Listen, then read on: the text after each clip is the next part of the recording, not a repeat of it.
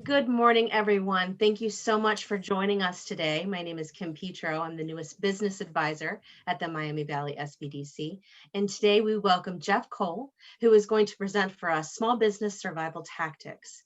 So we thank Jeff very much for being here today. He's a longtime presenter with us, and so we're very happy to have him back today. Just a couple of housekeeping items. Everyone in the group is muted currently, so that way we can make sure that we can hear Jeff's presentation without interruption. And then if anyone has any questions, please feel free to use the chat function, which is located down at the bottom of your screen. And with that, Jeff, you have the platform. Okay. Thanks, Kim. Good morning, everybody. My name's Jeff Cole. The reason you don't see me is my laptop's in a docking station powering a couple different screens, but do rest assured I'm 6 feet away from the microphone. I'm wearing a mask, so there's little chance you're going to catch any kind of computer virus from watching me today. First, thanks for your time in watching this. We're not face to face. So Kim is going to mute everybody. You can write into the chat box. She'll monitor that while I focus on presenting. We'll take a sync point at the end of each topic to check in. Because we're not in a classroom and we're going to be doing things a little differently, I doubt we're going to use the full allotted time today. So we'll probably go a little faster. So as we go, anybody who pre-registered got an email from me with a page that you could print out and take notes. If you didn't pre-register, but you got a hold of this link somehow, or you're watching this later on YouTube, grab a piece of paper to jot down random notes or questions. At the end, I'm going to show you how you can download a PDF of all the slides here, along with the tools that we're going to look at today. As you can see, the subtitle of this is using tools from Lean Six Sigma and creativity to survive and thrive in hostile times. And I think we all agree, as we're broadcasting here today in December of 2020, this certainly is a hostile time for a lot of small enterprises. And if you've never been exposed to this before, Lean and Six Sigma are best practice methods for improving business processes. So if something is going too slow, we can make it faster. If it's too complex, we can simplify it. We can improve quality, customer delight, reduce waste, so on and so forth. I'm a consultant, and consultants are genetically programmed to do what's called credentialing, which is basically giving you a couple slides on my background. And honestly, that's just designed to give you a warm, fuzzy feeling that I'm not some random drifter who rolled into town, jotted this on a bar napkin, and somehow took control of the microphone. So I am based in Centerville, Ohio, which is a suburb of Dayton. I've got a consulting practice where I specialize in things like Lean Six Sigma and organizational change. Not to sound like your great grandfather, but I've been in industry closing in on 40 years now. And half of that's been my consulting practice. Prior to that, I was in a high-tech firm where I was a quality consultant, quality executive and consultant. Along the way, I've left a bit of a paper trail, and I've had the privilege of working with over 6,000 people from countries all over the world. I've worked with companies large to small. Motorola created Six Sigma, and I was honored to be selected by them as their lead consultant, trainer, and co-author of their materials on this. And throughout the years, given the nature of my job, whether I wanted to or not, I was given the laminated backstage pass to these companies to see how they work. So I would go in and I would help them with Lean and Six Sigma and all of this. And throughout this, I was privy to what goes on behind the closed doors in these meetings. So as a fellow Ohioan, as a fellow small business owner, I'm here today kind of as an investigative reporter, kind of your eyes and ears in these sessions to take a look at what some of the most successful companies have been doing to weather the storm in hard times. And really, as we look at this, there's three things for today. Number one, what's going on in these sessions? What are these guys doing? How are they thinking? What questions are they asking? How are they going about this? Is any of that going to be useful to you in your business? And if so, how can you apply that? So what today's webinar is all about is giving you some tools, some methods, and some resources that you can learn immediately and start using before lunch today if you so desire. What this is not is some kind of magic. If you have a really lousy business model, I can't help you. If you make things and it costs you $10 to make them and you insist to sell them for $2, that's not sustainable. You're going out of business. This is not going to help you. If you have a really lousy product, you're down at the lake and you're selling life preservers made out of cement. Nobody wants your product. These tools are not going to magically turn you into the next Amazon. So that's one level. The other level is this. If you and I went back in time and we found Benjamin Franklin and we demonstrated an iPhone to him, it would be indistinguishable from magic. And we could even give it to him and say, hey, go over to your workbench, feel free to disassemble this and make more of them and knock yourself out. He totally lacked at that point in time. He literally could not duplicate that. He did not have the resources, the knowledge necessary to use that. So what? Are large companies, large successful companies behind closed doors doing some really cool stuff that you and I, as small business owners, absolutely lack the resources and the abilities to replicate? Yes, they are. We're not going to look at that stuff today. That would be a waste of our time. What we are going to look at is the tools, methods, and approaches they take that are indeed something that we can grab and start using in our businesses today to help us survive and thrive in hostile times. So what I want to do before we go forward is actually go backward. I want to take you back to 2010. In my profession, the professional society is ASQ, that's the American Society for Quality. And in 2010, I did a dinner speech for them called Bouncing Back from Change, Building Resilience in Difficult Times. So for some of the younger people that may be watching this, it's quite possible that in 2008, 2009, 2010, you might have been in high school, you might have even been in grade school. But for those of us who were out in the work world in 2008, 9, and 10, know that these were devastating times. People were losing half of their life savings or more. Unemployment was rampant. Things were really bad. And so around this time, I gave this talk because people needed to be able to bounce back from these bad changes. Now, just as a side note, to shortcut a 1-hour talk for you on this, the bottom line was this. The professionals who've spent their whole adult lives studying how people in organizations behave, and they looked at the most successful people and the ones who bounced back quickest from like bad changes and things, had these 5 characteristics. They were positive, focused, flexible, proactive, and organized. So that's a little sidebar. But what I really want to do is I'm going to show you the exact slides that I used 10 years ago to introduce this topic. Time magazine at the time had just declared the first 10 years of this century as the decade from hell. And here's why. Number one, we had unprecedented attacks on our country, the likes of which we had not seen since World War II. Coupled with that, we also saw a global financial meltdown. Just the markets were going berserk. At the same time, we fought not one, but 2 wars. You may recall Hurricane Katrina that came in and devastated New Orleans. Around this time, unemployment was going to unprecedented rates. The housing market had collapsed. Companies that you thought would never go out of business were going out of business. And you may have forgotten this, but we also had epidemics back then. H1N1, you got to remember people running through the airports with masks on because of bird flu. Later, there was Ebola. And so around that time, things were pretty bad. So to quote famous quality guru W. Edwards Deming, it's not necessary for any of us to change because your personal survival in no way is mandatory. So in other words, as times change, we need to change with them. So your perspective, if you were in the work world back then, was, man, this 2009 is the worst ever. These are the worst times I've ever seen.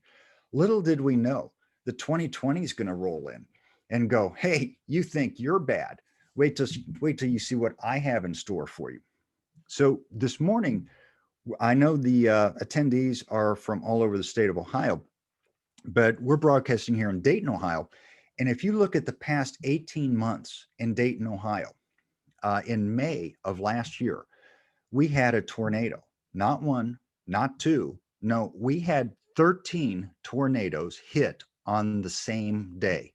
That's an event you can go your entire life and never see. 13 tornadoes in one day, and a lot of them hit in roughly the same area. Less than 6 months later, we had a mass shooting in Dayton's downtown nightclub area. And I may be wrong, but in the whole history of Dayton, Ohio, we'd never seen anything like that. Then in comes 2020. You might have forgotten this, but not only is half of Australia caught fire, but we have wildfires out in California. This year, we have a record number. It's north of 30 named storms and hurricanes, many of which have come through the Gulf Coast and hit us.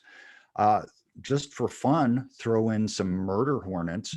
We've got businesses shutting down, unemployment skyrocketing, and oh yeah, there happens to be this global deadly virus going on. So the cover for Time Magazine for next week, this is the December 14th cover of Time Magazine, is now 2020, the worst year ever.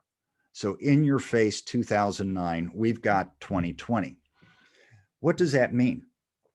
Well, back in 2009, we were sitting there going, man, I can't see how it can get much worse than that. Here we are in 2020. Hopefully, we never look back. In 2030, I do not want to be here with you doing this talk again and looking back at 2020 as the good old days. Remember when we only had one deadly virus at a time? Who knows what's going on? So what we're going to look at are the basics of how we go about surviving in a hostile environment. What are some of the best practice things that the big firms are doing that we can kind of copy? And one of the first things we want to look at is, how are they thinking? What questions are they asking? One of the first ones is this: when we think about risk, if we can't prevent the risk, can we prevent or lessen its impact? Okay.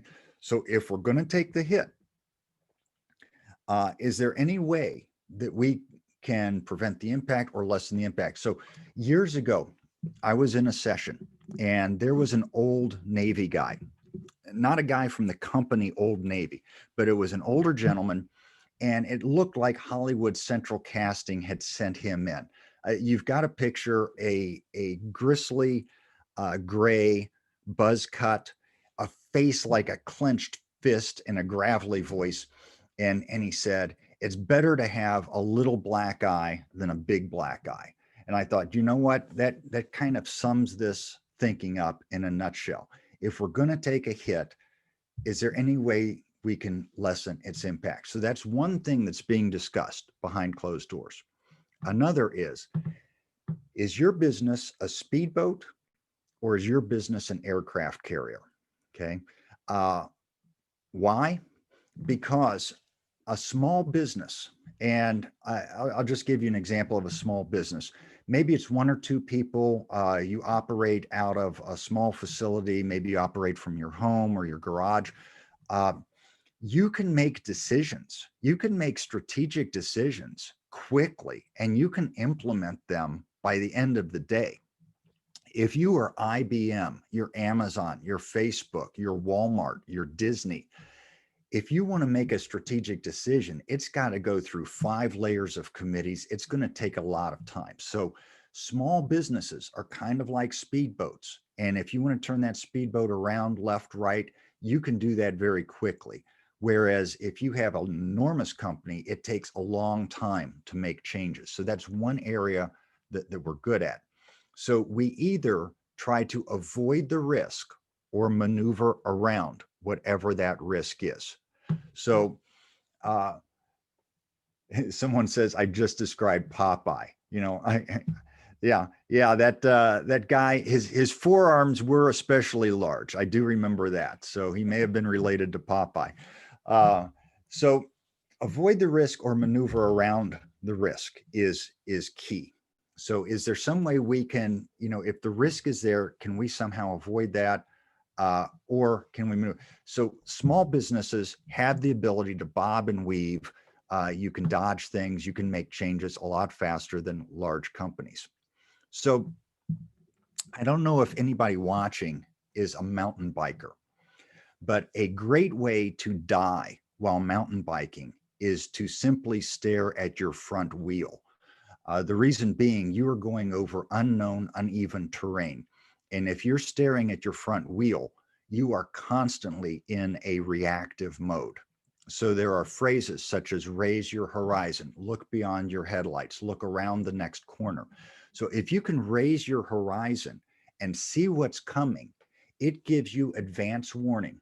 And armed with that knowledge, that is a valuable asset to it. We now have some advance warning that things are coming. What does that mean? Well, right now, and again, I don't want to make presumptive predictions, but I'm just looking at the odds of things. I'm broadcasting to you from Montgomery County, Ohio. And if you look at the Ohio map on December 8th, 2020, we are purple status for COVID. And purple status is the highest level. If you go back to March of this year, the daily hospitalizations and deaths were much lower than what they are today. And the actions that were taken at that time, I believe, were at least a 2-week quarantine. It was a lockdown. So here we are in December. A lot of travelers evidently were out on the Thanksgiving weekend. We expect a surge from that, another surge coming from Christmas. Another lockdown or another shutdown is probably in our future, debatable, but probably. So that means as we sit here today, we do have some advance warning of what potentially is coming for a small business. Depending on who you are and what you do, there may be another lockdown coming. The question becomes, how do we best use our time? Once we know something's coming, we have a limited amount of time in which to prepare.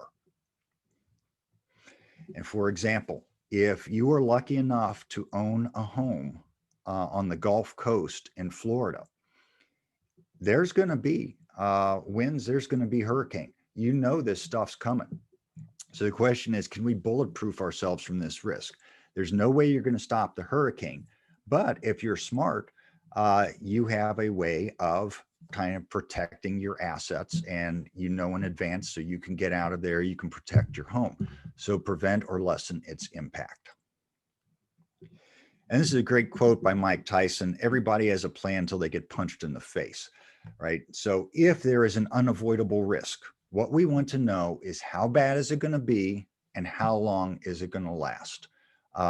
Because, if somebody's going to come up and going to punch us, if a 10-year-old comes up and punches you, it's a little less damaging than if Mike Tyson comes up and punches you. And, taking one punch versus 3 minutes worth of punches is a very different situation. So right now, if we think about what's coming, how bad is it going to be? Well, if there is a shutdown, what's it going to be? Is it going to be a 2-week shutdown, a 3-month shutdown? How long is that going to last? What's it going to be? What's my reaction to that going to be? And if you've ever taken any risk training, maybe you're a project manager or you are in some kind of business where you have to make estimates and estimate risk, one of the things we want to know is this survivable? So you'll often see matrices like these. What is the likelihood of the risk we're talking about? And what is the impact of that risk? Oddly, well, first off, in Lean Six Sigma, we have what is called special causes of variation. A special cause variation is something that is a statistical anomaly. It should not be there. It's likely to not occur. So something like COVID is not a likely thing to occur. You can expect to kind of go your whole life and never see one of these outbreaks, but its impact is going to be super high. And we don't know what's going to happen. Some guy in China eats a bat and now we're all wearing masks. Okay. Guess what? His cousin just went out and ate a lizard. Lord knows what we're going to be doing next month.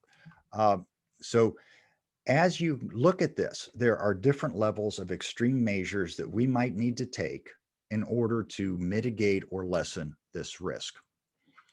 And this is an interesting one that a lot of people don't know about. But if you were in any kind of martial arts class, they will often talk about zones of awareness. People in protective services, people who work to protect companies from risk, talk about zones of protection. So you and I want to protect our core business. And one way to protect ourselves in a hostile environment is to surround ourselves with varying layers of protection. And what does that mean? Well, one layer of protection is quite obvious, is you might just have physical protection of your assets. If you were a factory, it's highly unlikely somebody's going to walk in and make off with a 5-ton piece of equipment. But you have to ask yourself, could somebody come in and take all my stuff? If you are an information worker, and many people are solo entrepreneurs, where your whole business is on your computer, you might have protection on that, where you've got simple passwords. Maybe you have a lock that you put on the computer so that people don't take it. You might have a tracking device on your computer, so if it does walk away, we can either disable it or we can find it, things like that. Insurance is another layer of protection. If you're a small business, one of the first things a lot of small businesses will try to do is establish an emergency fund. So what happens, especially if you are a seasonal business, there's a lot of ups and downs in your business. You want some monies to make sure that you can continue on with your operations, even if there are no customers coming in for X amount of time. So we have these varying zones, and it differs based on what type of business you have. But as those zones of protection get breached, you need to trigger actions, and we'll talk about that later. And then bottom line, for a lot of places, it's like, look, we need to survive. Before we can thrive, we have to survive. Live to play another day. Bear Grylls, if you're not familiar with him, is this adventurer. He's got a lot of television shows where he'll take celebrities out for a weekend and they go through the mountains and try to survive. This is a great book that he has. It's called How to Stay Alive. And he goes through, he's a former British SAS commando as well. And he'll give you interesting scenarios. Like, for example, let's say you've jumped out of a plane and your parachutes fail. He starts off by saying, look, your odds of survival are very slim, but they're not zero. So here's what you can do to try to stay alive. So what do we have to do to stay alive? Even if it means, like, worst case, you need to put your business into an induced coma and trickle feed life support to it for a short amount of time until we can come back. How can we win long term? Even if short term, we've got a disaster. This is what the big companies are talking about, and they're trying to prepare for it. So let's just stop there, see if anybody has any questions before I jump into some of the tools. I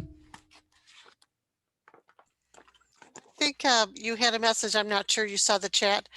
I'm not sure who said it, but she said you just described Popeye. Yeah. The guy who told us about a little black guy versus a big black guy, definitely a relative of Popeye. Yep, we got him. All right. Feel free to use the chat box. I don't think the recordings pick up the chat box. So what we'll do is we'll stop at the end of each section. We'll look and see what you have as questions. But let's jump into some of the tools these companies are using. The first is a SWOT analysis, SWOT, which stands for strengths, weaknesses, opportunities, and threats. And a SWOT matrix is, I can't vouch for every company, but almost every successful large company is using these, and many small companies are using these. And it's part of your strategic planning process where you are going to proactively analyze your internal environment, your external environment, and that's going to inform your strategy and your tactical execution. So the way this works is we have aids to your business, things that are going to help you along, and also barriers or challenges. We have your internal environment and your external environment. So for strengths, we want to think about what are my company's strengths and how can I protect those, build those, and leverage those. So what do we mean by protect those? Well, let's say you are a Silicon Valley small startup, and one of the strengths you have is you have a couple geniuses in your garage helping you build something. That is a big strength. One of the things you want to do is make sure those people are happy. They're given an environment where they can be very productive, because once somebody finds out that you've got those geniuses, they're going to try to lure your employees away. So what are my strengths? How do I protect those? Then we have barriers. What are my company's weaknesses? And how can I lessen or eliminate those or ensure my success despite those weaknesses? For example, let's say and I'll just make up a company. I've got a company where I have to go out and interact with the public a lot. And my particular desire in life is to sit in my office with a bunch of data from customers and do statistical analysis. And I'm looking for trends and I'm looking for patterns. And I love that back office stuff. But I desperately hate going out, shaking hands, saying hello, and doing the sales work. So that's a weakness. One way to succeed despite this weakness might be to bring somebody on board that really excels in that, but really doesn't want to do the statistical stuff, if that makes any sense. So those are the kind of discussions going on there. External, what opportunities do we have to grow the company, contribute to the world, grow our market share, make sure our customers are delighted so that we have an unfair competitive advantage over others so that they repurchase from us and they're telling everybody to come buy from us as well. And then what kind of threats do we have to our existence? Are there local, national, global? Any threats to our people, our processes, our information, our technology? So I've got a small business that no one's really ever heard of, and I have a number of websites out there advertising it. Little did I know until I got into some of the protective layers that hackers were trying to get into my sites day and night from countries I'd never even heard of. I didn't even know they knew I existed, but somehow they found me. They're trying to break in and they're trying to do this. So I've got many protective layers around it. And each week they report back this many people tried to break into your site, et cetera. So we've got this, and this is the basics of a SWOT analysis. The so what is this? This will inform your strategic plan, how you want to succeed in life. And then also it will inform your tactical execution of your plans.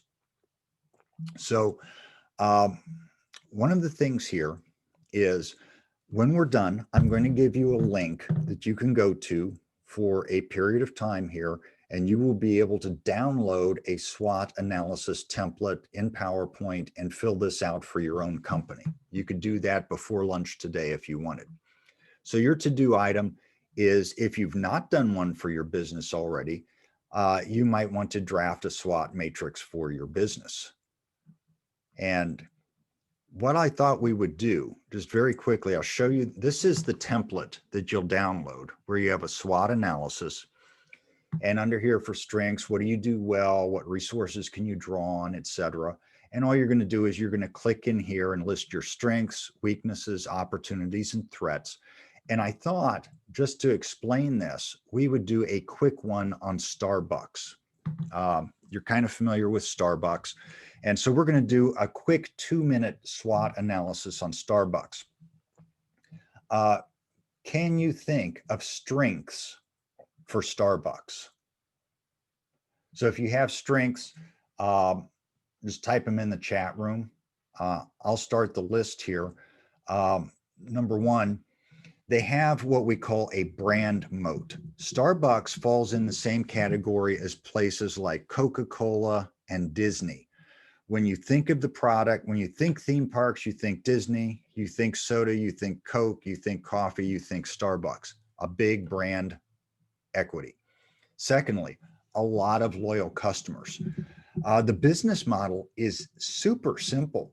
We're going to buy truckfuls of coffee beans, grind them up, mix them with hot water, and sell them to you at 1 cup at a time, right? So not only do they like the product, they love the Starbucks experience. If you get into analyzing Starbucks, you will see that they have a rock solid supply chain. Literally, they go through tons of coffee beans, and they have protected that supply chain. Starbucks is not going to run out of coffee beans. Also, social justice focused. This is a big deal now for a lot of investors. I don't know if you've heard of Robinhood, which is an investment site, and a lot of millennial investors. And back in my day, back in the 70s and 80s, when you were looking at a strategy for a company, quite honestly, if they said, yeah, we're going to take our toxic waste and we're going to dump it out back next to the orphanage, no one really cared, right? But today, people kind of care about that. Is this something where if I buy a pair of shoes from you, you're going to donate a pair of shoes to someone in a third world nation, et cetera? So that's good. I can't type that in because this is a slideshow. But one last thing I'll note here is a global presence. They are everywhere. Now, weaknesses for Starbucks. Number one, affordability. Certainly not in the US, but in a lot of other countries, people can't afford a $4 cup of coffee. That's like $1,200 to $2,000 a year spent just on cups of coffee. And I don't know if you've ever taken a cruise where you get off on an island somewhere and the little shuttle bus takes you to the street that is adjacent to the beach. And they're like, here you go. Here's all these great shops. You're like, oh, that's nice. I'm going to wander back 1 street away. I'm going to go more inland. Now the shops get sketchier. And then all of a sudden you're 5 blocks in and it's a third world nation. It's very different. So what we sometimes, we're blessed with a lot of, resources here. Not everybody can run around the world and afford that product. Also, McDonald's is the king of standardization. If you go to Miami and buy a Big Mac, you go to Seattle, Washington and buy a Big Mac, they taste exactly the same. Starbucks, they may be getting better at this, but they're not really customized locally. It is more of a big box chain. Here's our product. And the Kims and Cindy here will correct me if my numbers are outdated, but as of a few years ago, did you realize that in fast food, employee turnover on average was 300%? Every job in fast food flips like 3 times a year. Starbucks is not immune to that. They also have high employee turnover. In terms of opportunities for them, this is a repeatable process. They are really good at popping open new locations in the US, opening up in new countries, and also product placement.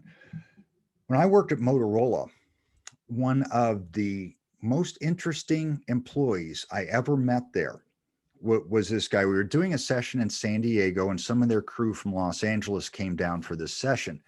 Motorola had one employee who was a former Hollywood agent, and his sole job at Motorola was to go to wine and cheese parties and host and mingle.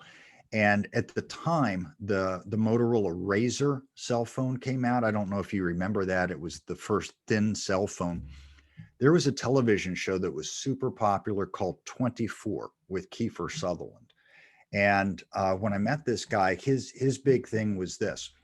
Whenever Kiefer Sutherland reaches in his pocket to pull out a cell phone, it's got to be a Motorola cell phone. That was his goal in life. So product placement in movies, in television shows, etc. Starbucks has a guy or a team of people just like that, right? So next time Tom Hanks is walking down a New York street with a cup of coffee in his hand, they want to make sure it's Starbucks. Threats. Number one, oversaturation. Certainly in New York City and Chicago and probably some other cities, you literally can walk out of a Starbucks, look across the street and see another Starbucks. And their analysis has shown that the foot traffic is so robust there that they literally can have a store on either side of the street. They don't want you to have to cross the street. Dayton, Ohio, crossing the street, no big deal. New York, big deal. Secondly, health trends. So what we see is every other day you'll see, coffee is good for you. You drink 2 cups a day, you'll never get sick. And then there's another study, coffee kills you, so you never know what's going on with health trends there. The bottom line is this. We did this in just a couple minutes for Starbucks. For your company, you would want to do a much deeper dive and think about this. The problem with a lot of businesses, especially small businesses, is we will focus over here on the left. We know we're personally real excited about something and we see the opportunities, but it's inverting the story, your ability to invert the story. So when you put together a business plan or a proposal and you take it to the bank for a loan, you're going to focus on this. But back office, what you want to be talking about is, what are the reasons my company is a lousy idea and I'm going to fail? And if you think about that in advance and then put in countermeasures to make sure we don't do that, we'll be okay. Okay. So for example, if you have a small restaurant, the strengths are we've got great food, loyal customers. I'm in a location with a lot of foot traffic. Weaknesses. You know what? I barely make payroll each week and I have no emergency fund so that if anything happens, I'm in trouble. Well, we need to work on that kind of stuff. So this is kind of thinking through that. So that's SWOT. You can download that template. You can start doing that thought process today if you want. Pause here. Any questions? Somebody else added one and said push to support local. Can you say more about that? Whoever wrote that? That was me. I was just saying that the threat to Starbucks is there's a lot of like press coffee or Ghost Light, right? In Dayton, I know there's a push to support our local community coffee shops as opposed to the national brands. Oh yeah, very good, very good. So as a threat, yeah, especially during a pandemic, Starbucks is this Goliath, and your local little coffee shop is David, and we need to save the small businesses. So I was next also up, going to say, I'm sorry. yeah. So when you were talking about the affordability, so my son just loves Starbucks, but he's been out of work since I want to say since March, since the pandemic started, Mhm. and he just got Folger's a job. instant for him. He just got a job, and the first thing he did was go get his Starbucks. Okay. All right. Very good. Very good. It's great to have that brand loyalty. And by the way, congratulations to your son. Good for him. Moving on then to FMEA. FMEA stands for Failure Modes and Effects Analysis. This is a proactive tool that lets you look at a product, a service, a process to see where we are most likely to fail. It's going to quantify the amount of risk we have and allows you to take efforts to mitigate or lessen that risk. So have you heard of Murphy's Law? Anybody know that? Anything, what is it? Anything that can fail will fail, something Anything like that that. can go wrong will go wrong. Anything that can go wrong will go wrong. But did you realize there actually was a Murphy? Captain Edward Murphy, United States Air Force, in around 1947, was assigned to a really awesome project. How much deceleration can a human being stand and still live? So picture this. We go out to the American Southwest to a dry lake bed. We lay down some railroad tracks. We build a big iron chair on wheels. On the back, we attach one of these Wile E. Coyote rockets. We're going to put a guy in the chair, fire this mother up, send it screaming down the tracks, pull the brakes, and see if he lives. Okay. So Murphy was on this project. And one day he got really angry at a worker for wiring something wrong. And I'll clean up his language, but he said, if there's any way to screw this thing up, this guy's going to screw it up. And his boss was known for keeping a running list of what he called laws. And he said, I like that. I'm going to call that Murphy's Law. So you're looking at a picture of this. The actual guinea pig in the chair was Dr. John Paul Stapp. And at the end of this experiment, they held a press conference, and Stapp said, the only reason I'm alive is a firm belief in Murphy's Law. We thought through everything that could possibly go wrong with this, and we bulletproofed this before we did the experiment. And at that moment, the heart soul of FMEA was born. So you can do this for a product. You've got a product. What could possibly go wrong with this? Well, if we have a bottle of water and I don't get the lip very smooth, it could cut someone and I could get sued. You could do it for a service. What happens if my equipment breaks down? How am I going to have business continuity? You could do it for a process. So we do this a lot in business, and it follows a standard template. And you're going to be able to download one of these templates. I'm going to demonstrate this, and we're going to actually build one together here in a few minutes. So first step is you take a look at what is the step in your process, or if this were a product, what is the component of that product? Or if it was a service, what is an element of that service?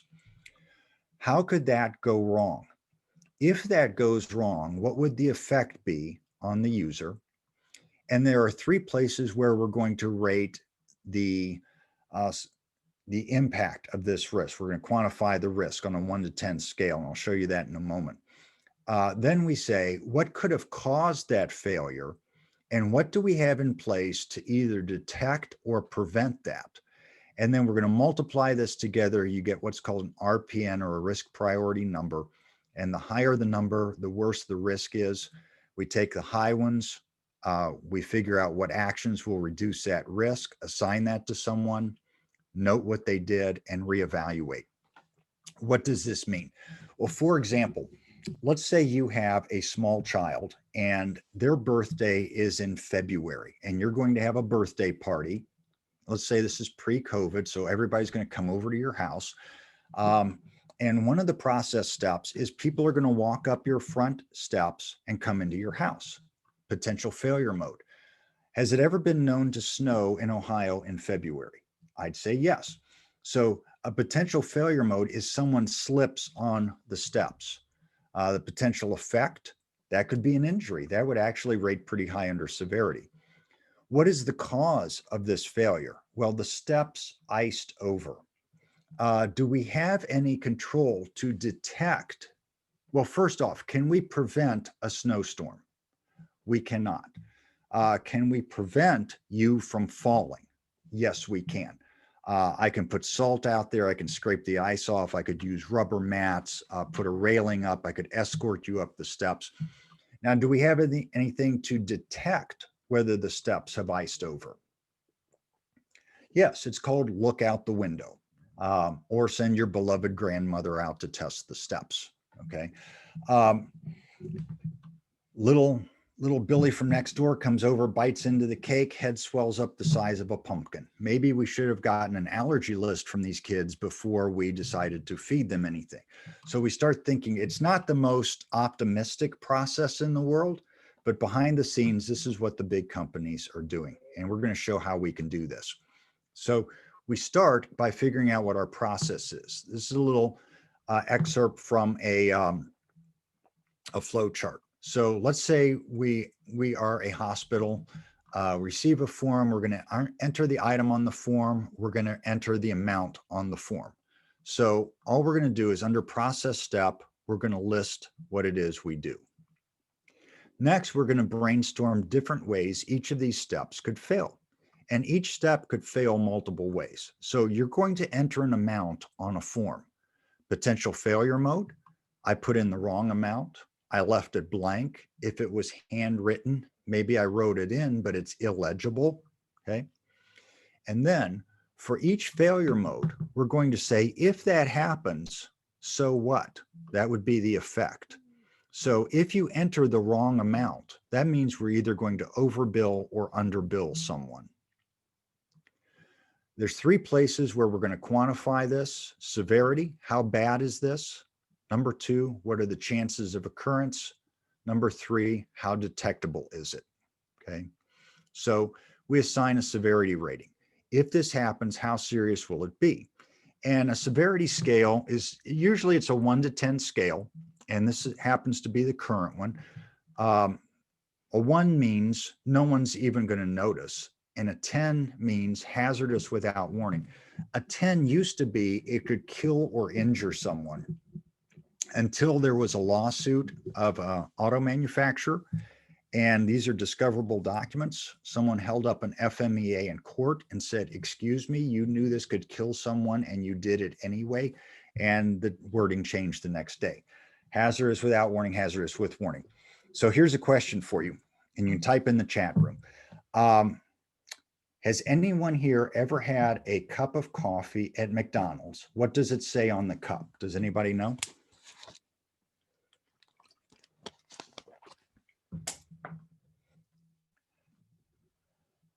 Caution hot. Okay. Do you know why that happened? Years ago, and I want to say it's in the Southwest, it might be around Arizona or New Mexico. A city had a really boneheaded competition about who could brew the hottest coffee. I will get these numbers wrong, but they're relatively right, and you'll get the point. I think, and I'm probably wrong, the normal temperature for a cup of coffee might, let's say it's 120 degrees. This McDonald's brewed it up at 160 degrees. So a lady went through the drive-through. She got the cup of coffee, put it between her legs on the seat, went over a speed bump, and it wasn't that she drank it, it spilled out and caused burns, and she sued McDonald's. So the lawyers in McDonald's will tell you, by putting caution hot on it, you've reduced the risk from at least a 10 down to a 9 because it's hazardous with warning. For those of you who have a blow dryer at home and it has that big tag on it that says warning, do not use this in the shower, that's kind of why that's there. Okay, so we rate the severity. And in this case, an 8 on a severity scale usually means the product is non-functional. So if it's a cell phone and it doesn't work, that's an 8. If it doesn't work and it gives you a shock, that's a 9. If you just can't make a call, high customer dissatisfaction would be like a 7. So 7 and a 6 on that. Next, we ask, what might cause that? So we entered the wrong amount. What could cause that? Well, I did a wrong lookup or I transposed the figures. Okay. So this cause tells us why we had the failure. And then we're going to take a look at saying, what is the odds of this happening? And you use an occurrence scale that will go from remote, once every 1,000 years, all the way up to very high, very likely that something would happen. So, for example, COVID is a 10. If we had an 11, we'd give COVID an 11. The odds of this happening are very remote. So you kind of get the picture here. So in this case, we put a moderate chance that I'm going to do an incorrect lookup because I haven't had my Starbucks coffee yet. So then the controls. What is in place to either prevent or detect a failure? There is a difference between these. If you have an alarm system on your house, well, let's put it this way. The controls you have on your home to prevent a break-in include the locks on your doors and windows. The controls you have to detect a break-in include your alarm system. Okay. So what we have here is the idea of how likely would this be? We have random audits of the forms. This is going to detect this before it causes problems. Then we have the detection rating. Detectability is this, from almost certain to absolute uncertainty. So detection and prevention. For McDonald's, is there any device you can think of that would allow that McDonald's manager to detect if the coffee was too hot? I'm thinking a thermometer would be a really good idea. But could we physically prevent them from serving coffee that was too hot? Well, I've had engineers say that it would be pretty easy to put a thermometer on the machine, and if it ever went up into the red zone, it drops a metal rod down in so you physically couldn't remove the coffee pot. So you could do something like that, prevention and detection. We multiply the three of those together, you get your RPN, which is a risk priority number. The higher the RPN, the more risk you have at that point. This number will range from 1 to 1,000. The higher the risk, the higher the number, the higher the risk. Then we can look for the highest ones and try to take an action. So we talked about coffee earlier. Quarantines go great with coffee, lots of it, going to keep us fueled. So what I thought we would do is just very quickly together, we will do a FMEA.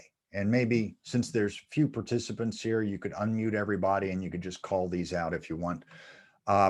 One step that we have is adding coffee to the filter. So you put the filter in the machine, you put the coffee in the filter, you put in the hot water, hit brew, and you drink some water.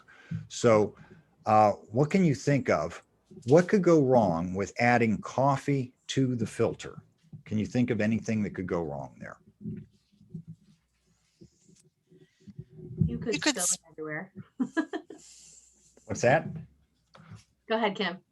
I was going to say the same thing. You could spill it on the way, between the You could spill source and the, yeah. What else might go wrong? Picture At yourself. the wrong amount.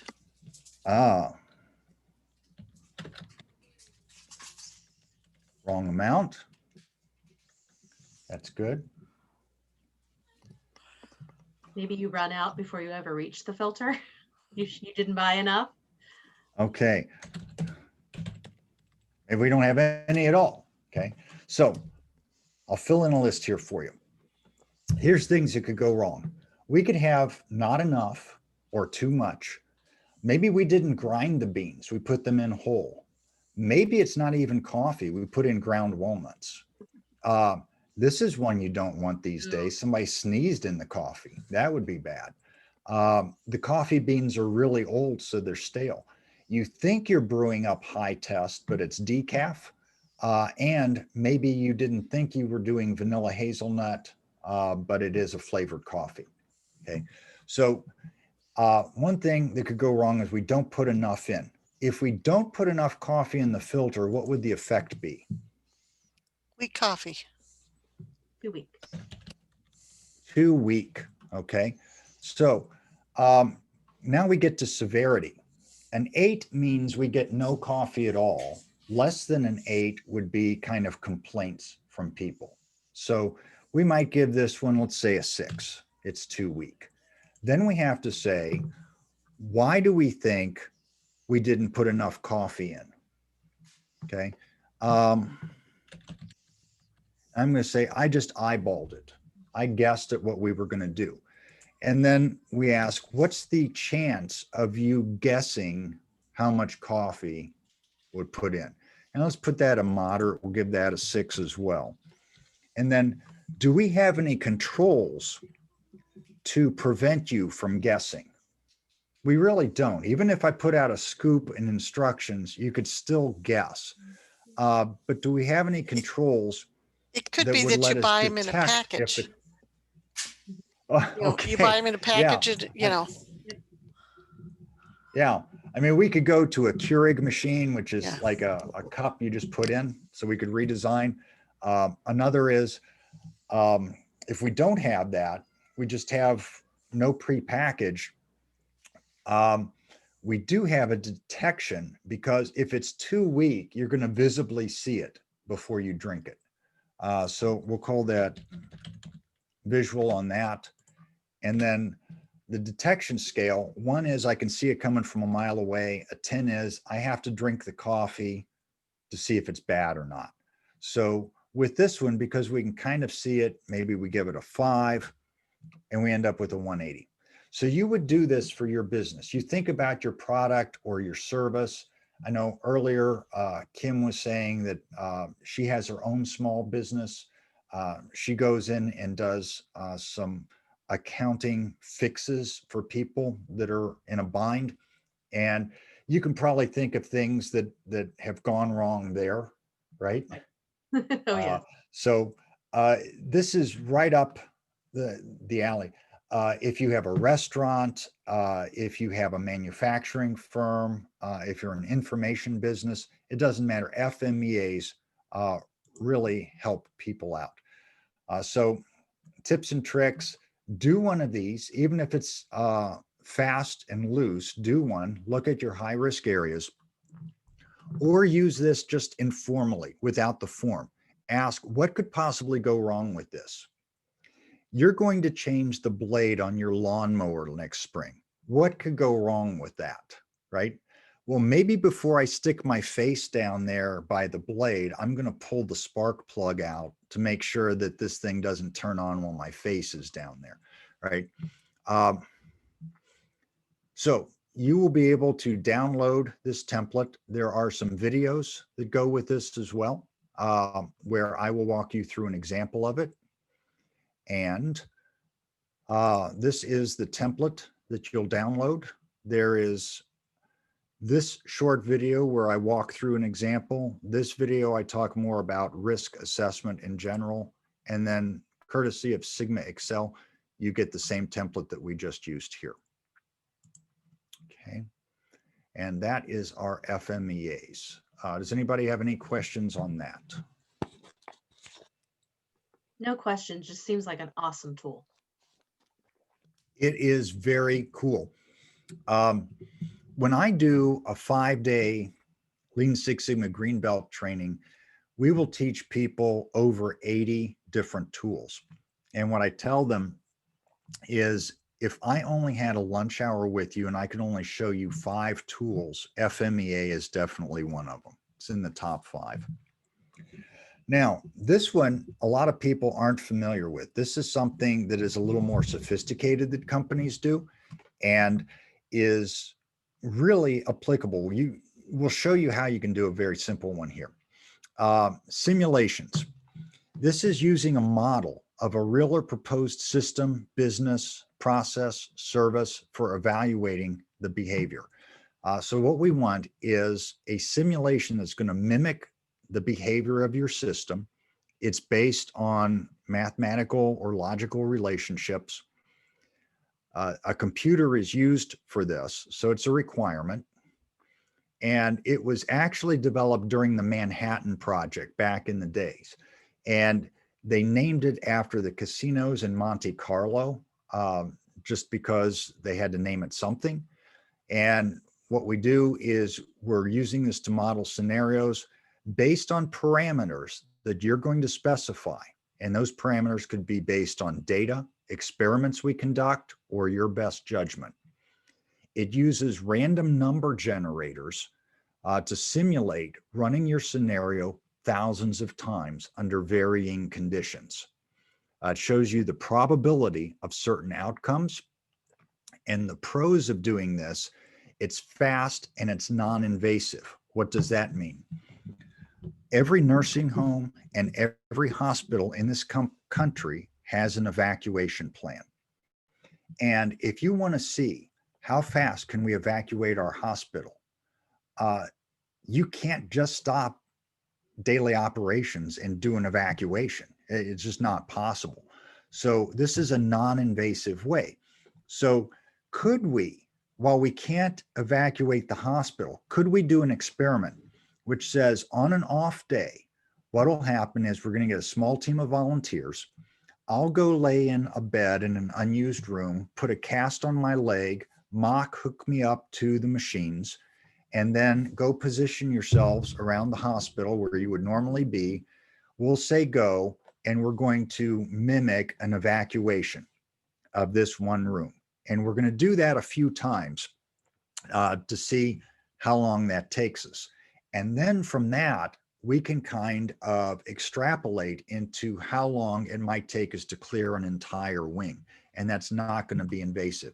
It's better than a single point estimate where we say, I bet I can do it in 20 minutes. And it's going to let you do some really cool what if analysis.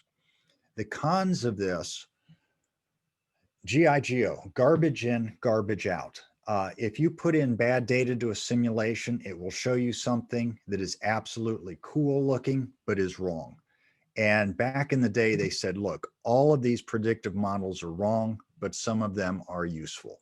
So this is an example of an emergency notification process. This is what's called a swim lanes flow chart. It looks like an Olympic swimming pool, and you can see who does the work, who's responsible for these different tasks. So what happens is, if there's an emergency, a train is derailed and 50 people are going to be headed to your emergency room real quick, we need to notify everybody. So once there is the notification, the first thing that happens is the helicopter department is going to phone back to verify this and make sure it wasn't a hoax. At the same time, they're going to start a little phone tree here of notifying people in person. And we want to make sure we do this in a certain amount of time. Well, how do we model this? We start by listing our process steps. And this is the simplest of models. It's called a triangular relationship where we go best case, worst case, and most likely. So how long do you think it would take you to phone back? Best case, it's a minute. Worst case, it's 10 minutes, probably 5 minutes here. Okay. Then we also need our target. How fast would we like this? How slow are we willing to live with? What's our formula? Well, we're going to add up all those steps. And how many times would you like to simulate this? We put that into the software and it builds a interesting little chart for us. So what this does is this simulated running at 1,000 times. So the first time through, it might have taken the best case here with the worst case here, most likely, best, most likely, worst. And it adds it up and it shows it. So what you can see is the minimum amount of time. Now this isn't for that. This is surge conversion, which hospital, I've been showing this for 20 years, but we're actually doing it now.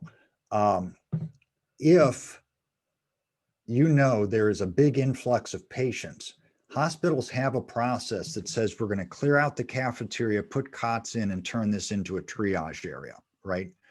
The CBs, the construction brigade of the military says, I can go into Central Park and I can put these tents up and we'll have this done in X amount of time. Or we can convert this warehouse into a COVID unit in X amount of time.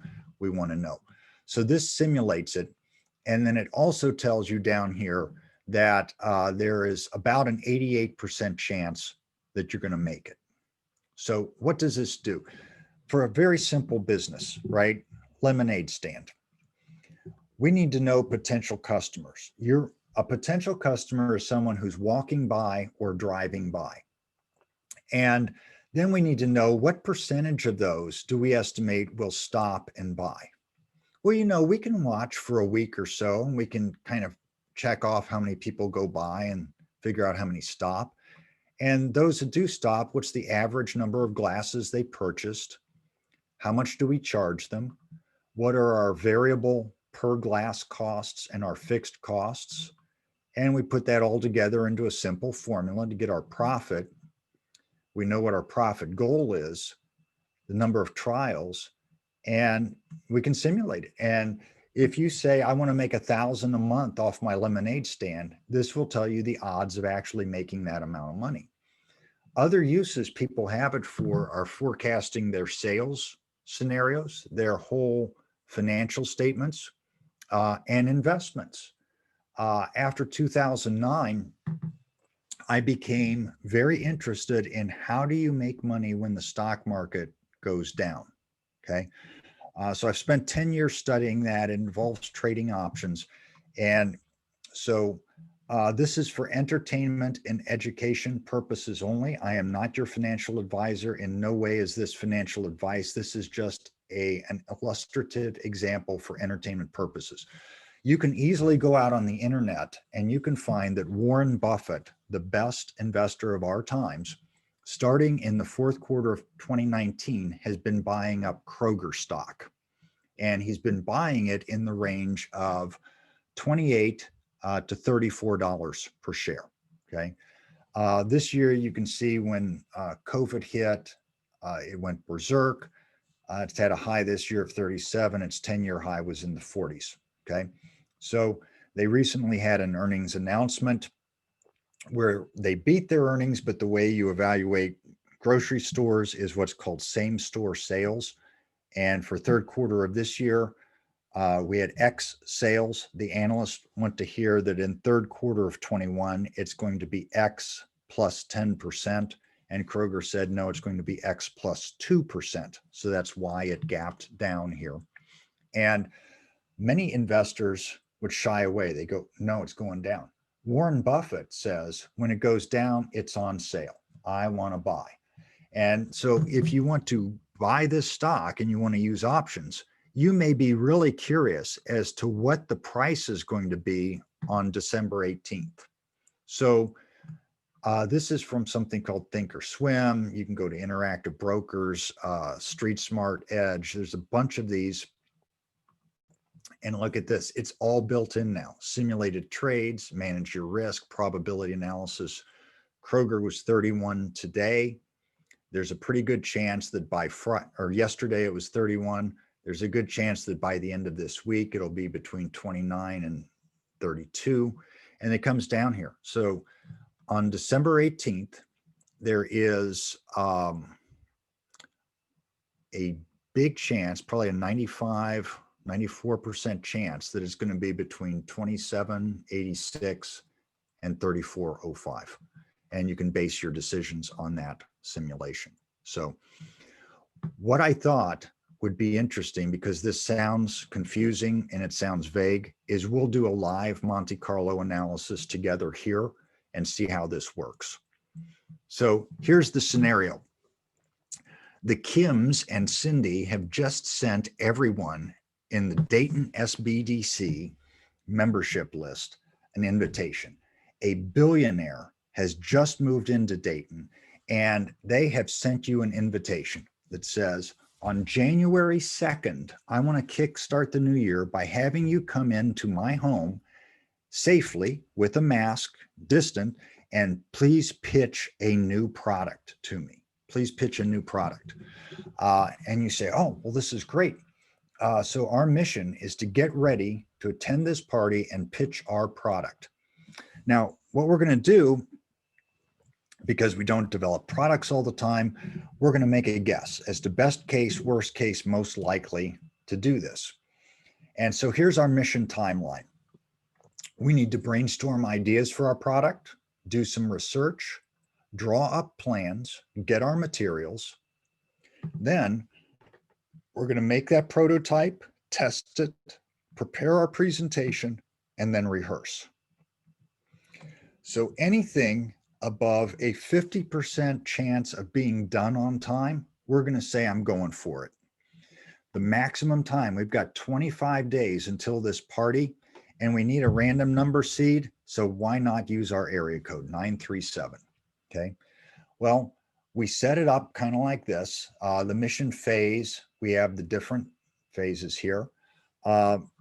We use a triangular distribution. I filled this in, brainstorming ideas. Best case, I've got an idea within a day. It might take me 3 days, but most likely within 2 days, I've got an idea. And then I've got to go do some research. That'll take me from 1 to 4 days, 2 to 6 days to draw up plans.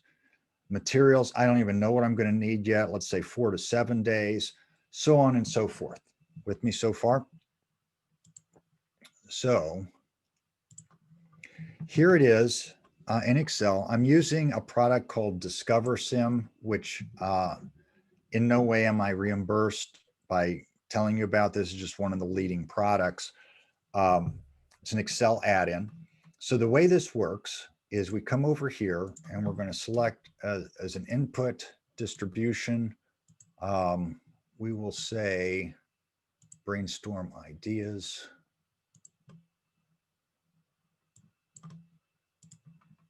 Okay.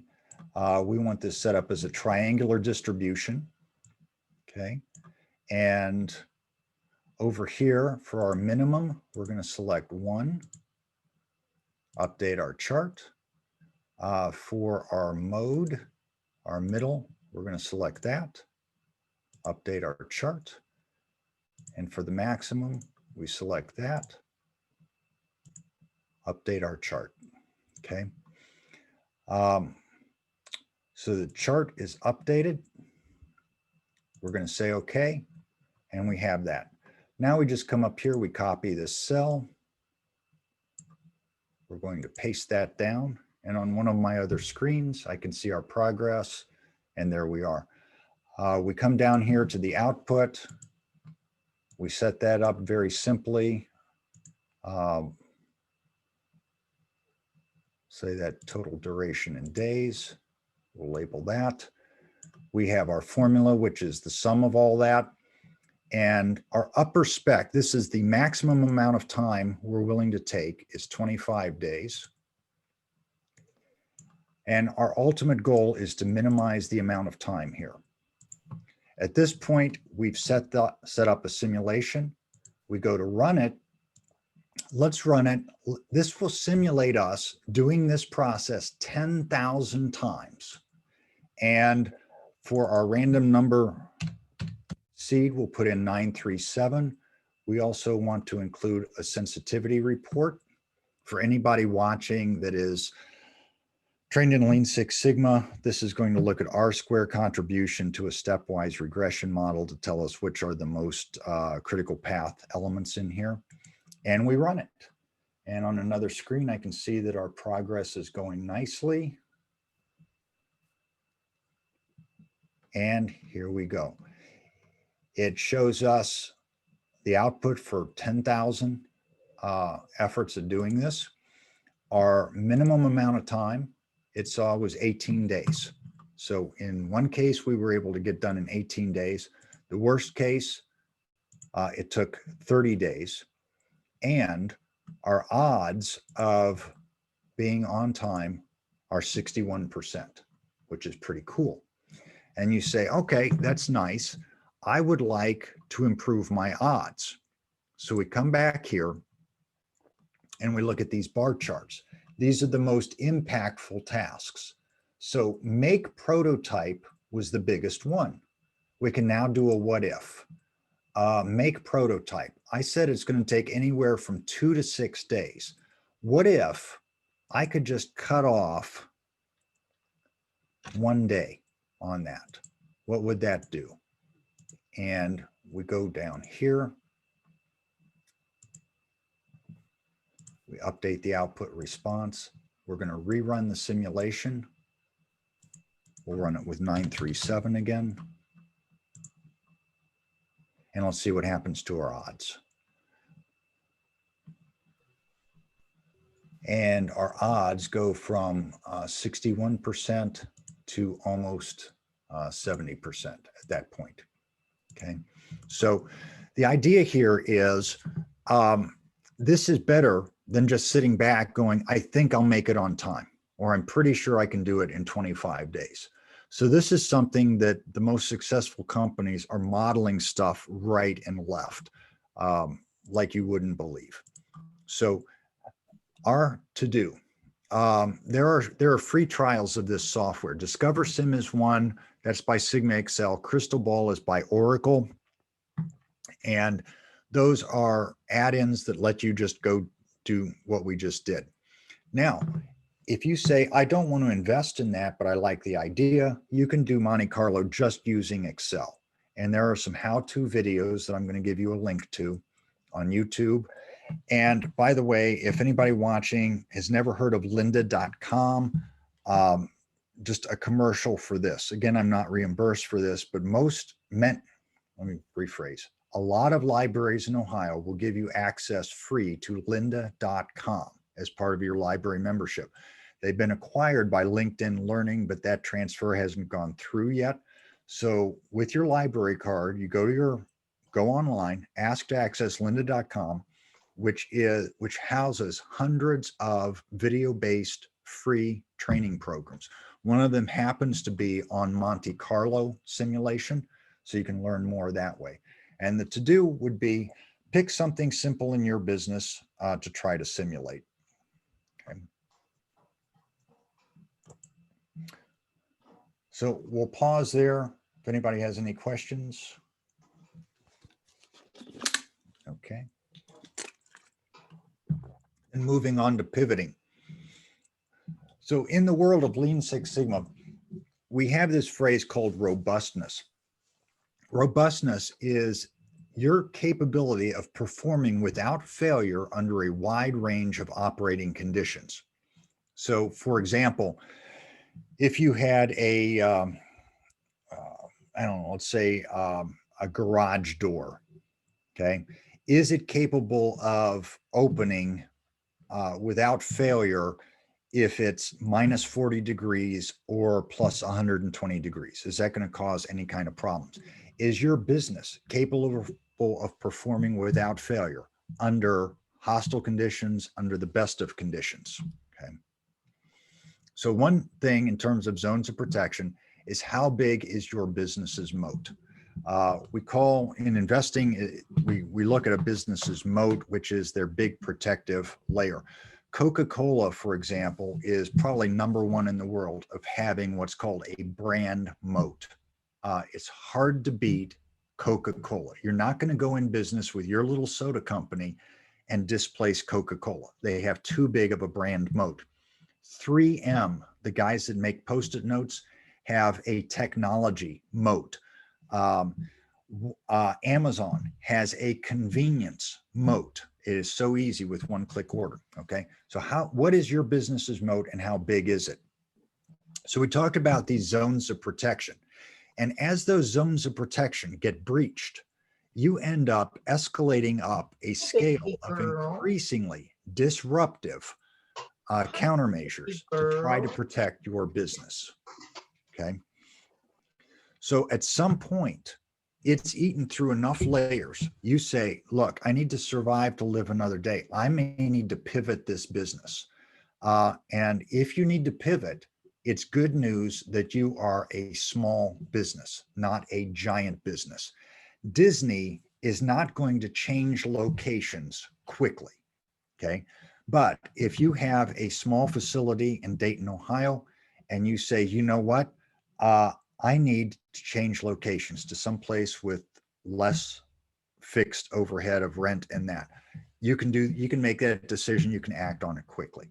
So let's talk about pivoting. Why should you pivot? Good luck finding companies that make this stuff. Okay. It used to be that this stuff was everywhere. Film processing. I don't know if you're of the age where you may remember that every parking lot, it seemed, had a little booth, a photomat booth where you drop off your film and come back and pick it up. This stuff's gone. Okay.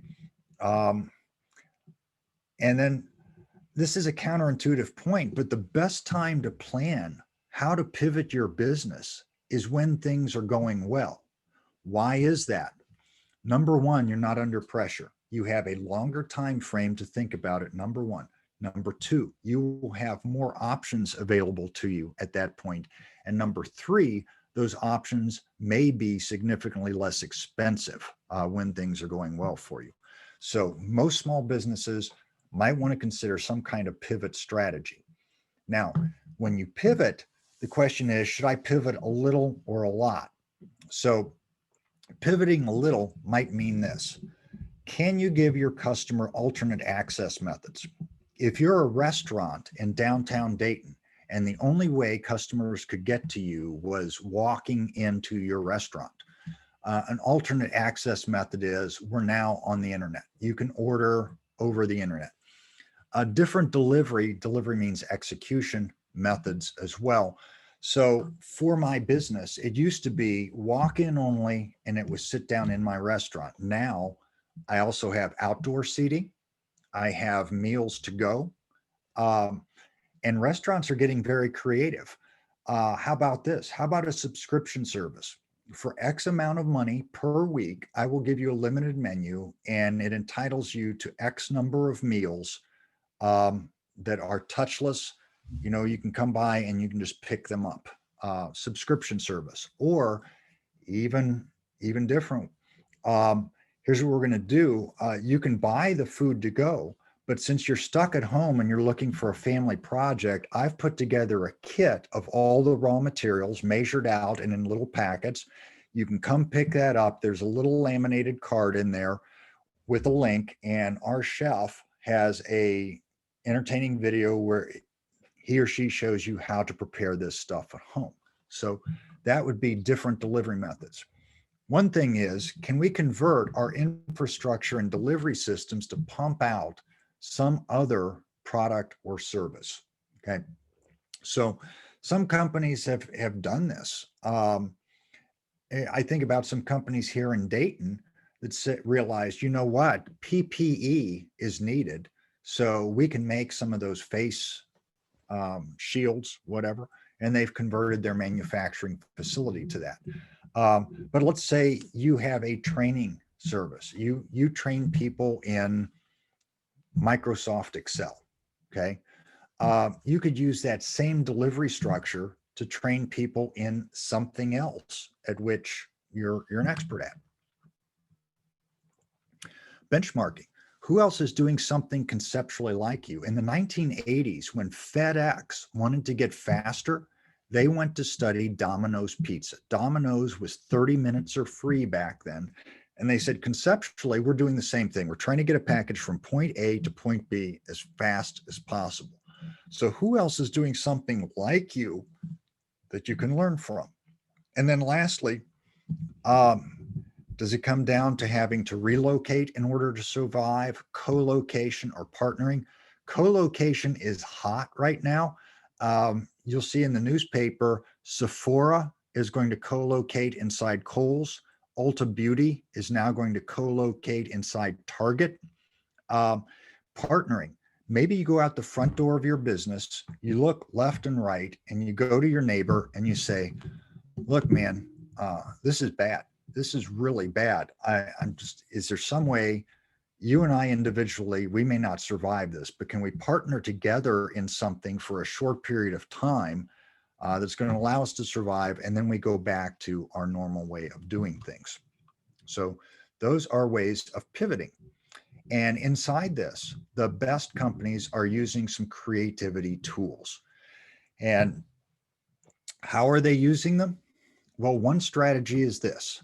We want to take our current customers, but we want them to buy more from us. How do we do that? Two main ways.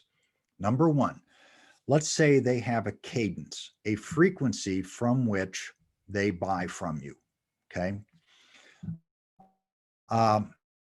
We want to keep that frequency the same, but we want to increase the amount they're paying. We want to increase their purchase. In the 1960s, if I took you to a supermarket in the 1960s, there were bottles of soda on the shelf, and the size serving in the 60s was 8 ounces, was a typical serving. Okay. You do not see that today.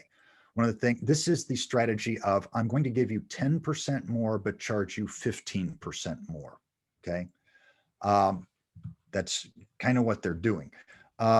You will see this in Oreo cookies. You go to Kroger, you get a thing of Oreo cookies, 36 cookies in the package, $4. Great.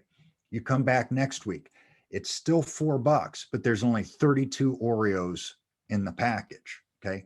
You're actually paying more per Oreo, but you don't know it. Okay. So that's one strategy. Another strategy is this. I don't need you to increase your expense, but I would like, or your spend, but I would like you to spend more frequently. What is this about? In grandma and grandpa's day, they would buy a landline phone and it would sit on that table for 30 years. It would be on the wall of the kitchen for 30 years, only to be replaced when push button came by. That added another 20 years. Oh, now we have cordless. That's 10 years. My cordless phone is as big as a microwave. I want a smaller one. We got another 5 years there. Today, the cell phone makers, if you keep your cell phone more than 2 years, they see that as an absolute failure. They want you to buy more often. Microsoft Office, it used to be that you could go out and buy a disk with Office, put it on your PC, and you were good for 5 years, 8 years. Some people go 10 years with that. And Microsoft goes, yeah, we're only getting paid once for that. Here's the thing. It's called Microsoft Office 365. You're going to pay us every year for that. It's a subscription service. Okay. So this is this, for better or worse, ethics, morality aside, these guys are trying to make more money. I'm just telling you what's happening behind the scenes. And those are the strategies. Another one is, can we look for new customers that we don't have already on our rosters, or appeal to customer segments? For example, if you are a hotel, you have customer segments. The needs and wants of business travelers could be different from vacation travelers, are different from people there for a conference, people with kids. If your hotel's near an airport, you get a lot of one-night stays so they can catch their flight. You appeal to those segments. For a small business, for example, let's say you really like fitness and you've opened a little gym, okay? And it's very easy to appeal to segments. By the end of the day, we can put together a class for busy moms, right? This is going to be a 20-minute workout. Let's say it's pre-COVID, right? I've got a little area over on the side to bring your kids. It's a little childcare area. And then we have a workout just for moms, and we're going to time it. Maybe we have one for young professionals who want to slam in a workout before they go out for a beer that night. Maybe you appeal, it's an online workout for people who are stuck at home, sitting at a desk all day in Zoom meetings. Dial in online. We're going to do some exercise right there at your desk. There's a million different things that you can do for a small business to try to appeal to segments or new customers. And then we have a referral strategy. You will never see Kroger or Walmart doing this, but you will see referral strategies from your dentist, from your car dealer, from the guy that installs the gutter guards on, the leaf guards on your gutters. Wherever the cost of customer acquisition is high, we try to get referrals. Okay. And then if you have a store, can we come up with brand new products? I invite you to go to your local Walmart, walk down the cereal aisle. The people in Battle Creek, Michigan have been working overtime on this. Starting in October, everything has pumpkin spice, okay? Goodyear tires, pumpkin spice flavored, right? We've got it all. Now we're pivoting over to the holiday. Rice Krispies. We better make them in red and green. Whatever it is, that they will quickly come up with new products, even if it's on a temporary basis. Can you have ancillary or companion products and services? If you go to any small business that is an appliance store, you're likely to see that they're going to have installation, they're going to have delivery, they may have a special warranty service, they may have some how-to videos on their website for you to do things on your own for maintenance. New uses for your existing products. If you are the company that makes tongue depressors for doctor offices, you're thinking, if I just retool and make these a slightly different size, I'm going to sell them to all the dairies that make popsicles. I'm going to repackage them creatively and sell them to craft stores, right? So what can we do there? And then the stuff we just talked about, pivoting. So this is how these tools are used, okay? Now, where do the tools come from? Roger Von Eck and Edward de Bono are two of the big creative thinking gurus in the world. Von Eck is best known for his books, A Whack on the Side of the Head, A Kick in the Seat of the Pants. He's a very violent man. Now, it's just the names of his books. De Bono's written over 60 books. These are his kind of top 3 books. There's also things like Thinker Toys, Memory Joggers. You can find a lot of these out there. One tool we're going to look at is called Idea Box. And with Idea Box, number one, you state what your problem is. The problem could be, I want more customers. I need to pivot my business. I'm whatever it's going to be. I'm going to do a presentation and I want to catch their attention. And then you figure out, what are the elements inside this problem that I want to address.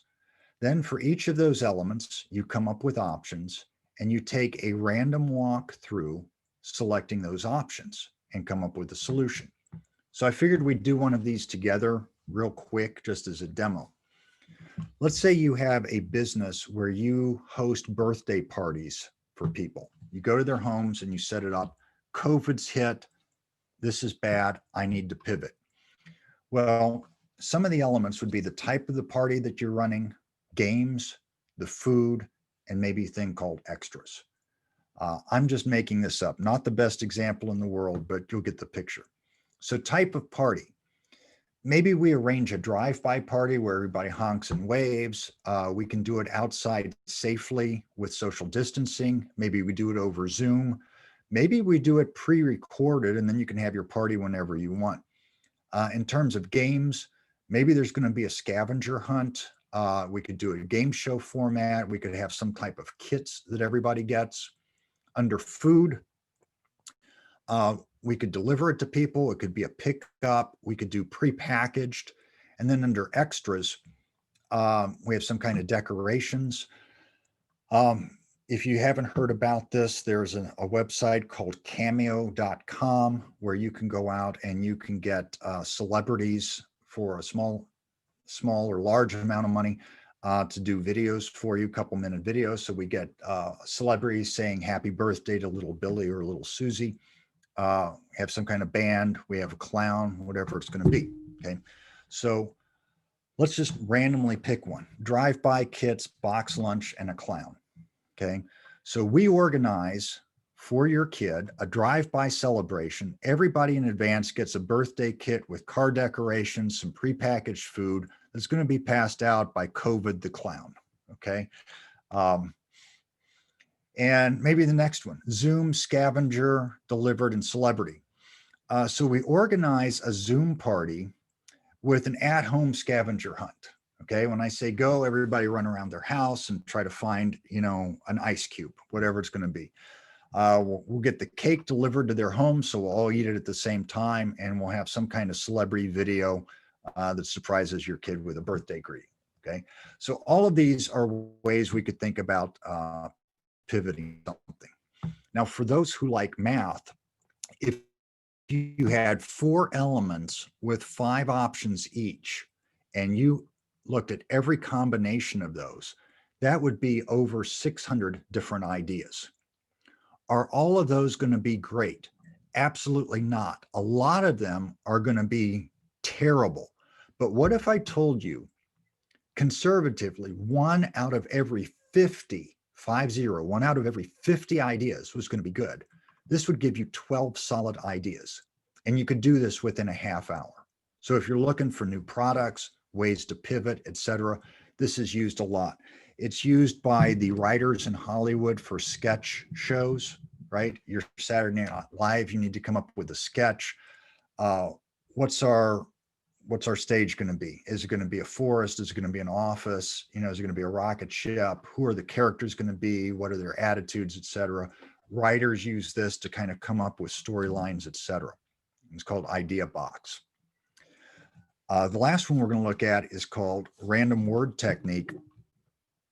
And so you have a problem. I want to get more customers. We just pick random words and we try to figure out how those relate back. And that leads us into a back door of a solution. This is something both Von Eck and De Bono advocate.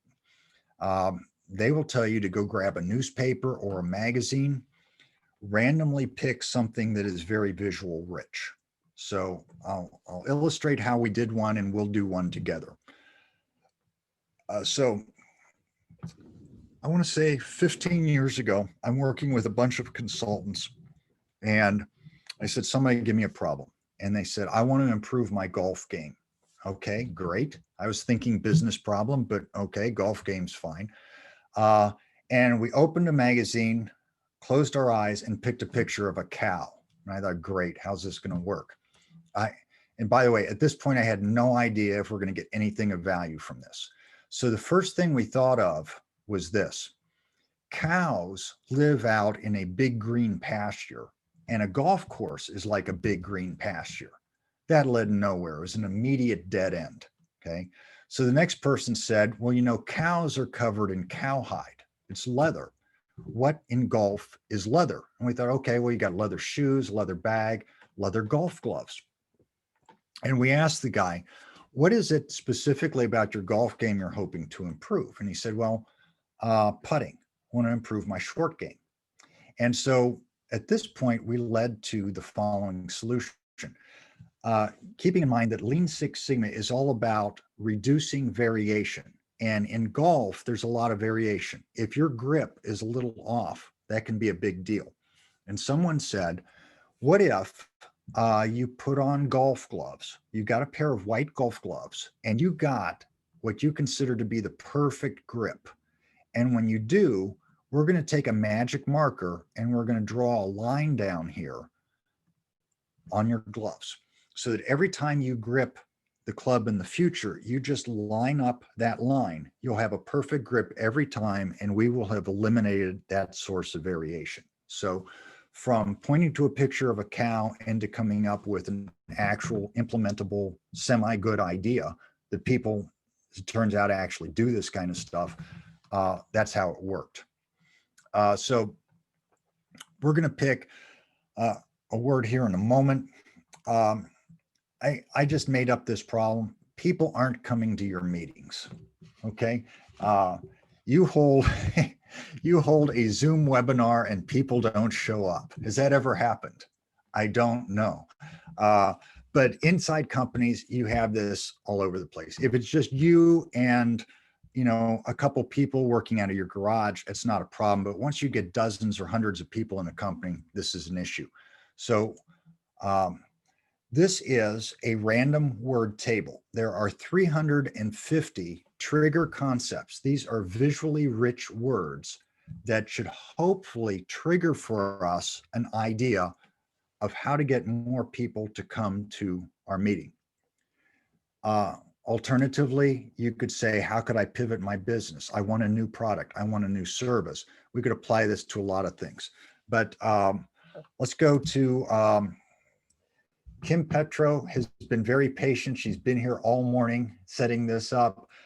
Kim, can you unmute and randomly give me a number between 1 and 350. Ooh, okay. 175. Pick a different one. No, I'm kidding. 175 is good. So come over here, 171, 2, 3, 4, 5. And the word is lens. Okay. So the word is lens. And I'm going to show you how this works. Okay. When I think lenses, I think glasses. Glasses are something that enable us to see. Is it possible that people aren't coming to our meetings because they don't see this on their calendar easily, or they don't see that they're scheduled for this?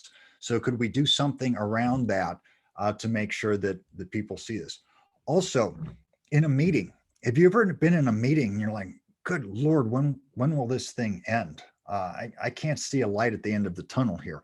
So maybe what we do is we keep a running progress meter going on our meetings, so we know. So as you look at this, you can see how close we are to being done, something like that. So let's go to Kim Woodbury. Pick another number there, Kim. You're muted, but Yeah. How about 282?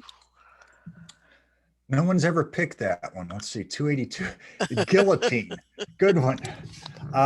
So guillotine is, it cuts things off. Okay. So what if in our meetings, people aren't coming because we have really lousy time management? People just run over on the topics all the time.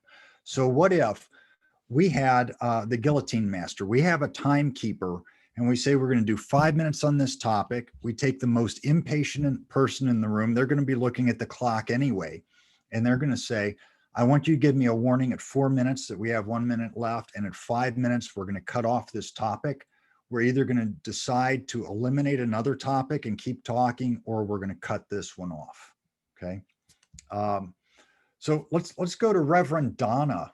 I don't know if she's still there. Can we unmute her? I'm still here. Yeah, thank you. You've been very patient. How would you like to pick a number here? How about number 8? Number 8, nice selection. Window. Okay. Window brings to mind a lot of things. We like to look outside of windows so we can see what's kind of adjacent to us. Window is transparency. A window allows us to see. So have you ever been to a meeting without an agenda, right? So maybe we say, we're not going to do any meetings unless you can see in advance what this is going to talk about. And maybe as part of our time management, we figured that not everybody needs to be there for the whole meeting. So what we're going to do is we're going to organize topics so that you can come in just for the stuff that's relevant to you and come back out, something like that. Make better use of people's times. Okay. Window also reminds me of Microsoft Windows, which reminds me of the Microsoft Office tools, which reminds me of Microsoft Teams, which is, if you have Office 365, it's kind of like a Zoom thing. So do our meetings need to be in person? Can we do these virtual? So it kind of brings up those kind of ideas. So Donna, while you're here, and kind of as a thank you for staying with us here for this, what kind of business do you have? And maybe we'll do something for your business here. Jeff, I am, well, I'm betwixt and between right now. I'm interested in, I haven't established it yet, but I'm interested in an online boutique, particularly jewelry. But here's the biggie right now. I have spent a lot of years in a nonprofit setting, and I am, within the past couple of days, seriously turned my attention to a mental health advocacy nonprofit. That's what I'm going to do. Okay, starting one or? Starting, yes. Mental health advocacy nonprofit. Yes. Okay. So one thing that, now would this be a physical location or would this be a virtual advocacy? I think right now we're going to keep it virtual. In Okay. a couple of years, we'll see where we are with COVID. But Okay. we'll do virtual, but we will also, I'm looking at providing legal services. So just a range of things to address the needs of people who deal with mental illness. And let me say specifically, it will focus on the Negro and people of color, where there is a huge amount of disparate treatment Mhm. that they are subjected to. And so the push is to, I guess, kind of, we're looking at a nonprofit, but also more from a think tank kind of perspective. Got it.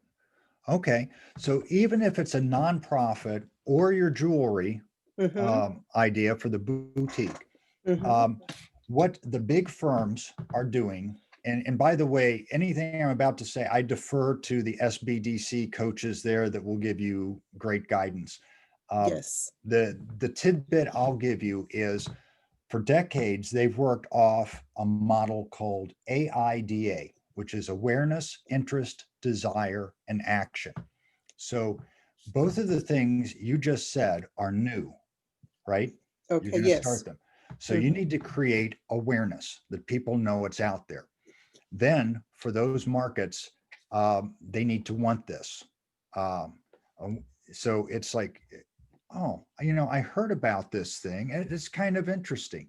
So then we get, I really want that. I'm going to click on this and I'm going to follow through.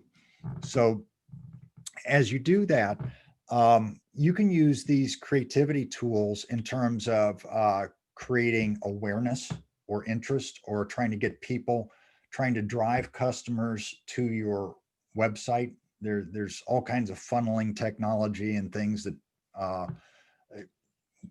the SBDC can kind of coach you on. Mm-hmm. But in terms of coming up with a unique way for people to know about you, Mm-hmm. maybe why don't you pick a number here and let's see if we can do something. 7. 7? Yes. Okay, Temple. Okay. Oh. All right. So Temple, how about we figure out who the contact people are in various churches around the area. Okay. And one of the things you'll have to think about, because this is virtual, is your audience worldwide? Is it just Dayton? What do you want? But if you said just Dayton, could we get these contacts inside churches to kind of help spread the word about your jewelry? No, I'm kidding. Not about the jewelry, but about the mental health advocacy, right? Because Yes. the idea is we have a big population. You have a customer segment. You're not going after the full population necessarily. There's probably some messages you have that are applicable to everyone, right? Especially during Yes. these times. Yes, Um, absolutely. and then you have some deep dive things that are applicable to a subsegment of that. So figuring out who your customer segments are, kind of using that as a networking tool could be good. Thank you for sharing that. I really appreciate you for doing that, because I was trying to take what your earlier presentation, it had me thinking in terms of, okay, how do I do exactly this, bring awareness about this? I spoke with someone yesterday with another SBDC in the state. I'm actually in Lorain County. And they shared with me, I had done just a little bit of looking. And so it could be June before I'm fully launched. I'll say it that way, just waiting on Mhm. IRS and the state. Right. Mm-hmm. Yeah. That and because you're virtual, um, there's a lot of stuff you can do for low cost or absolutely free in terms of Okay. driving up this interest. Okay. One thing is authoring and publishing things on places like medium.com or LinkedIn publishing or on Facebook pages. Like if, for example, if your churches, if you contact these churches and the churches have their own Facebook page or something that their congregation looks at, Mm-hmm. a not necessarily an ad, but where you give some value, here's 3 tips for better mental health today. Okay. And at the bottom, if you want more information, come to this site. We've got some videos, we've got, whatever you want to do.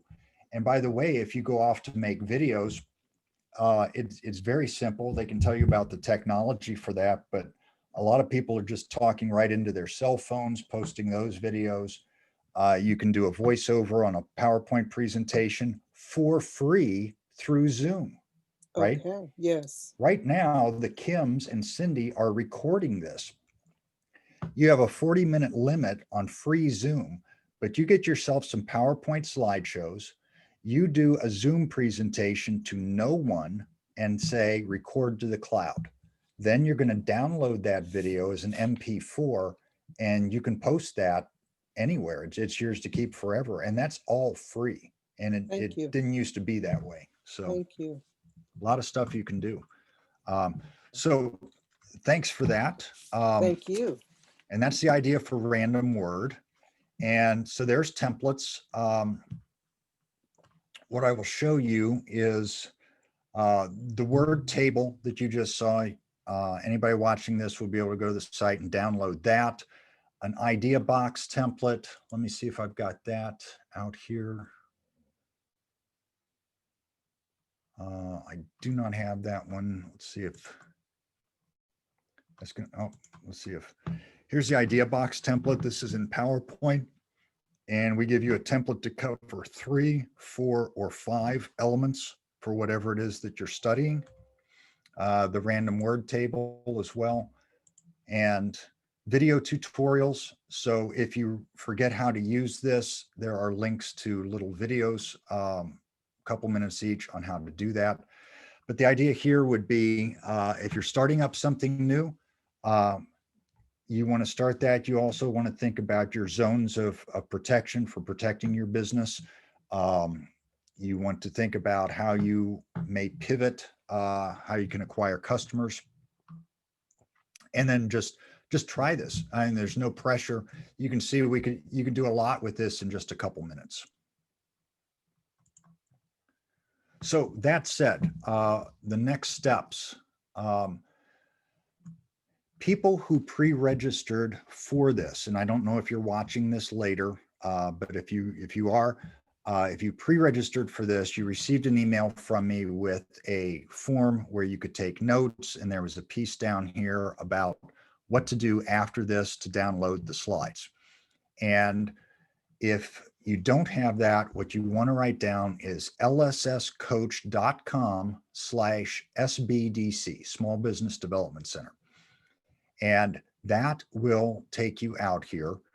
If you don't have that and you're watching this, send me an email at info@jcolegroup.com and I'll make sure you get the link. So what happens is it goes out to a site and you'll be able to download a resource guide from this workshop, the slides that I showed you, and the tools. And I figure we just go right out there. This is the website. It self-destructs in a week. So next week, this will go away. If you're watching this and it's already gone away, send me an email, info@jcolegroup.com. You get the workshop slides, this resource guide. You give that just a moment to load here. This is going to be a PDF file that gives you a lot of information. So videos on risk assessment and FMEAs. Here's a video on SWOT. Here you go out to YouTube. It shows you a lot of examples of SWOT matrices for other companies. Monte Carlo Resources. Again, I'm not reimbursed by anyone by putting this out here. It's just that I've looked at all the products and these are the most popular ones. Discover Sim, Oracle, both have free 30-day trials. If you want to try this on your own, here are some YouTube videos showing you how to program one of these in Excel. And we talked earlier about lynda.com, see your local library. Creative thinking books and reference guides. If you click on these, it's going to take you to amazon.com for the description. I would not automatically go out there and buy those. If your community has an independent small bookstore, new or used, and you can safely go there and you want to buy these, I'd buy them from the small bookseller. Otherwise, try your local library. If you really want to own it, try eBay or try Amazon. Creative thinking websites, these are the official websites for DeBono and Von Ack. Richard Wiseman also has a good one. Trainer's Warehouse is a place that has a lot of tools for creative thinking. Here's videos on how to do idea box and random word, and that is your resource guide. The tool templates are going to give you the same templates that we looked at earlier. I'm throwing in a little, this is a 20-minute video course on how to change people's behavior that don't report to you. If you want to know more, you can check out our newsletter. Is published 4 times a year. It's free. You click this, you can go to an archive and look out at old ones. This link takes you to some short articles with useful tools and also videos on that. And down here, this is something I do every year for SBDC.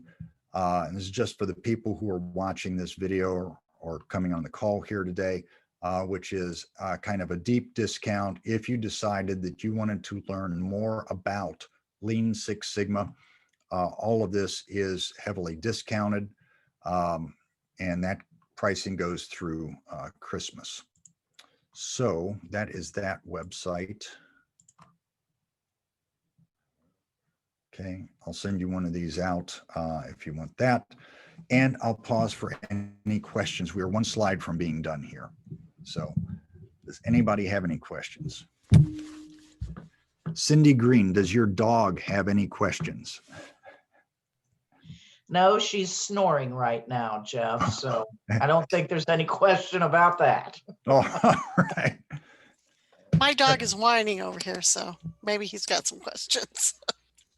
All right. That I'm going to put that on my website. Jeff Cole, whose seminars cause dogs to snore and whine. And that's so Reverend Donna, do you have any final questions or anything we can help you with before we take off here? Yes, Jeff, I do appreciate you sharing what you did, because this helps me to understand that I can use this also in a nonprofit setting. Absolutely. Absolutely. So good luck with that. Thank you, sir. And with that, I'm going to thank you guys for your time. Appreciate you being here. Look for emails coming out with the link to the downloads, and I will talk to you some other time. Thank you. Kim's and Cindy and Reverend Donna, thank you very much, and we'll see you later. Thanks Thanks, so much, Jeff. Jeff. Thanks, Jeff. Thanks. Bye now. Bye-bye. Bye. Bye. Bye. Thank you very Bye-bye. much. And thank you, Kim and Cindy. You're welcome. Thank you.